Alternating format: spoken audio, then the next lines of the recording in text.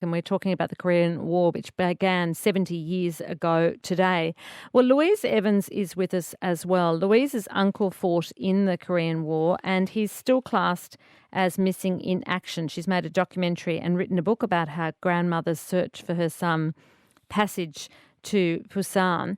Let's listen to a bit of a special program it aired in South Korea for the 70th anniversary. This is Australia's ambassador in Seoul, James Choi, speaking about Thelma, Vince's mother, travelling to visit her son's grave. Thelma, Vincent's mother, upon hearing of Vincent's passing away, desperately wanted to come to Korea and tend to the grave of her son. But she did not have the funds to be able to afford to make the 15,000 kilometre trip to Pusan.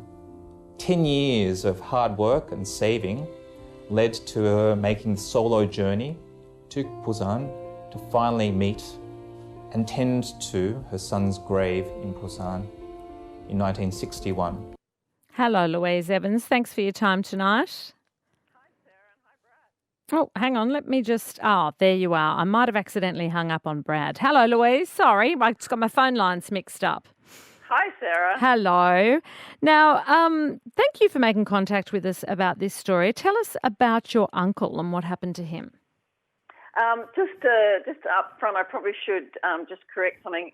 My uncle, Vince Healy, a devilishly handsome lad from Brisbane, he's not missing in action. He actually was killed in action in the Korean War in 1951.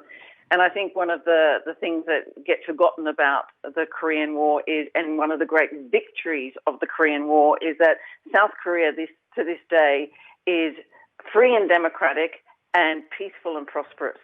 So the great communist threat that came over the Yalu River, as Brad so graphically described, was pushed back, and South Korea today is one of the 13th most prosperous country in the world, more prosperous in fact than Australia. So, while there is still an enormous amount of tension, it was actually a great victory for democracy and for peace. But turning to my aforementioned devilishly handsome uncle, he was the eldest of 10 children. Of course, my grandmother, like many women back then, had loads of kids. Unfortunately, her husband was abusive and absent. So Vince was the lifeblood of the family, emotionally and financially, and his wages. He joined the army, and his wages, Sarah, helped support the family. And he was the father that the other 9 kids never had. He joined the army, to get the regular wage. Also inspired by, the World War II, and the Japanese were on our doorstep. And Vince, I know from his letters, was a big one about peace and democracy. So he joined the army, and he actually served in Japan post-World War II, and then he volunteered to fight in Korea. He was one of those soldiers that Brad talked about, one of the first boots on the ground in Korea. He fought all the way. He was well-trained. He was well-armed. He was a medium machine gunner. He fought with his men. He was a sergeant. He fought all the way up across the 38th parallel that we've spoken of, all the way up to the Yalu River, and then was pushed back and with, his 3 RAR battalion. And he was actually killed in action in 1951 at Marionsan, which Brad mentioned. Okay. He died. What had happened was Brad mentioned the piercing cold. Now, this is a boy that was, born and bred in the tropics. He's used to 30 degrees. Sarah, they were fighting in minus 30 degrees. Oh, my gosh. Extraordinary. They could not get their guns up the icy, slippery slopes to see off the Chinese. So my uncle, you talked about the MASH unit and your grandfather. My uncle Vince was helping bringing the wounded down to the flat area where the helicopters could take the injured diggers back to the MASH units. And it was while he was helping get the injured down the mountain that he was pierced by a piece of mortar in his skull and died pretty much where he fell. Right. So you did have information about that. His mother did know that. She knew where he died. But when she went back, she wanted to go to his grave? Well, you see, back then, it's 1951, like it's black and white television. There's bugger all in the newspapers.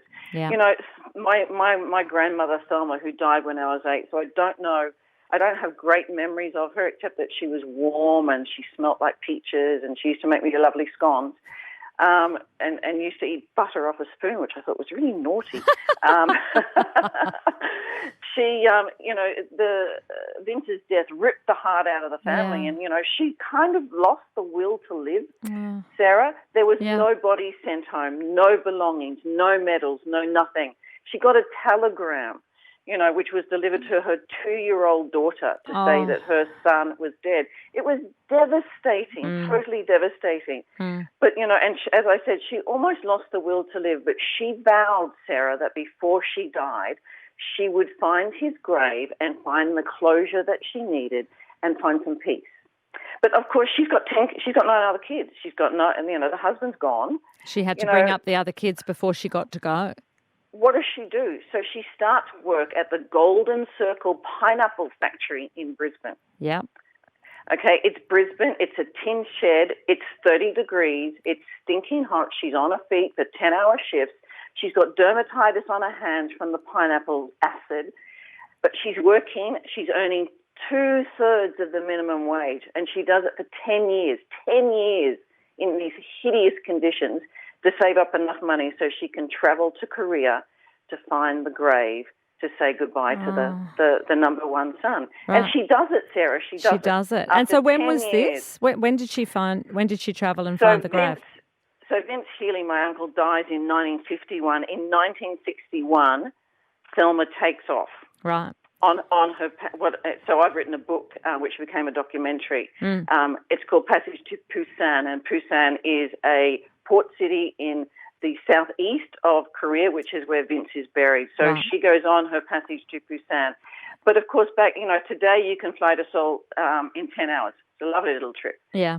But then, not in 1961. Yeah. No way. It took her 2 weeks. She goes first by boat to Tokyo, then she goes by plane to Seoul, and then finally by train down to Pusan, which is 325 kilometres southeast of Seoul, to finally get to the graveyard, to finally kneel at the grave in her grey wool suit with her beautiful little hat, with her bare feet, because she, took her shoes off out of respect, because she was on sacred ground. So she could kneel beside the wooden cross, put her hand on the cross and say goodbye to her son. Oh, my gosh. That's so much pain, but that must have been such a incredible, well, I suppose, what a journey of love for her, and I'm sure it and redemption. And redemption, yes.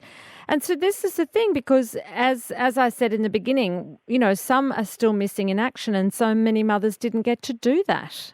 Absolutely. And I mean, my family's very lucky, we're very lucky, that Thelma, bless her, wrote a travel diary of this amazing journey. Right. And this travel diary ended up in a drawer of my aunt's, and it wasn't lost, Sarah. It was just kind of forgotten.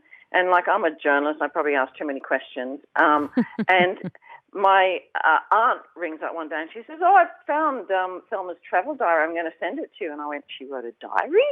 Really? Why didn't anyone tell me this? Because like growing up, I hear all these amazing stories of my brave, resilient, loving grandmother who went on this amazing journey, and how crazy it all was, and how she got to the grave, and here's the photo. And then you find her voice speaking to you. Through the pages. Exactly. So I get this diary in the post, it's a little post pack. Yeah. And I get it, and I sit down on the couch and I read it cover to cover, and the hairs go up on the back of my neck, and I'm like, oh my God, it's so raw.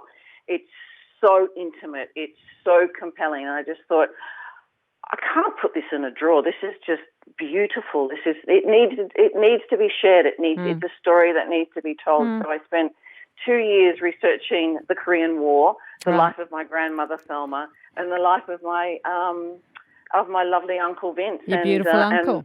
And this must have, I'm sure the people that have seen the film or read the book have had situations where perhaps they have not found out where their loved one was. It must have struck home for so many.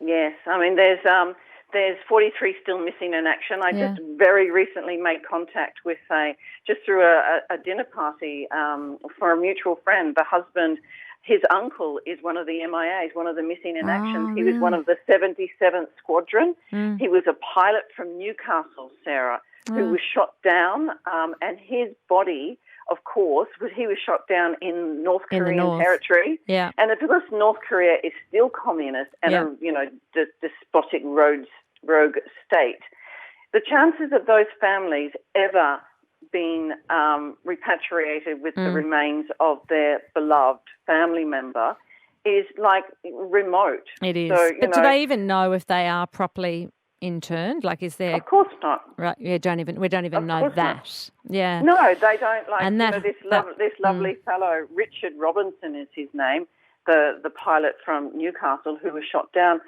He's listed. Like, his family will go to their graves knowing their brother, their uncle, their son is MIA, presumed dead, full stop. That's awful, how horrible is that? Yeah, it's terrible. At least Thelma got to the grave and was able to kneel beside her son and get that closure and that peace that she deserved. Yeah. All right, look, it's an incredible story. Brad, have I still got you? I think I did put you on the other line. Are you there? Yeah. Yeah, you are. Hello? That's Louise's story is amazing, and as she said, there's so many who didn't get that opportunity to make that journey. It's a terrible leftover from that war that still goes on. Oh, look, I mean, 40% of Australians from the Great War have no known grave. Almost that many from the Second War. It's part of a tradition. I know, but we're still finding some people are still there's still people questions are being answered still in Europe, but in North Korea it's pretty hard that will ever be resolved, isn't it? Well, yes, indeed. No, you're right. I mean, we've tried to put soil samples from 100 battlefields in the floor of the Anzac Memorial because of the symbolic nature of soil, and obviously the Battle of Cheongju, which is up very close to the Chinese frontier, it will remain empty for the foreseeable future. Yes, I don't think you could even get soil samples out of North Korea. No, that's right. That's right. Look, I thank both of you. One thing Yep. Sorry, if I could just mention just before you go, because it is the 70th anniversary of the Korean War, just very quickly, for people who are interested in seeing or learning more, the Passage to Pusan documentary, 80 minutes, is currently having a 1-week only YouTube online premiere. Of course, it was already released in the cinema some time ago, but for the commemorations of the 70th anniversary, if you just go onto YouTube and you put in Passage to Pusan, Pusan, you can watch the documentary. Terrific. You can learn more about the Korean War. You can follow Selma in her footsteps back to the grave of her beloved son. All right. Thank you so much, Louise. Good to chat. Thanks, Sarah. There's Louise Evans talking about her documentary and her book. And